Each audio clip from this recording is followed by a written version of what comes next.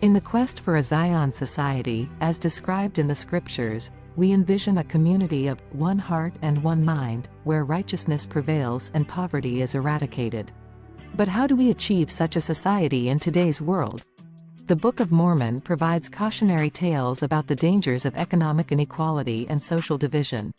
The Zoramites, who segregated themselves by wealth, and the Gadianton robbers, who sought power through deceit and corruption, are vivid examples of how societal decay begins. Today, America faces similar challenges. The wealthiest 1% own more than the entire middle class combined.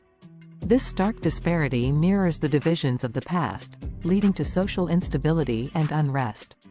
But there's hope. Cooperative free enterprise offers a promising path forward.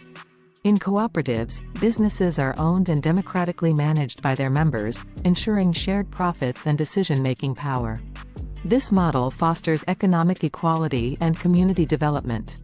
Examples like the Mondragon Corporation in Spain show that cooperatives can succeed on a large scale, maintaining ethical practices and fair wealth distribution.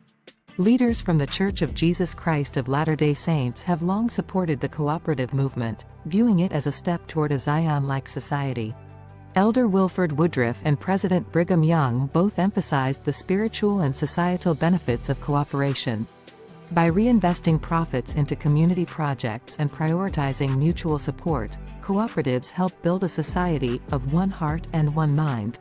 They reduce social tensions and uplift the disadvantaged, staying true to the Zion ideal of having no poor among them. As we strive to create a more just and stable society, embracing cooperative principles can guide us toward unity, economic justice, and a brighter future. A Zion society is not just a dream but a tangible goal we can work towards together. Join us in this journey.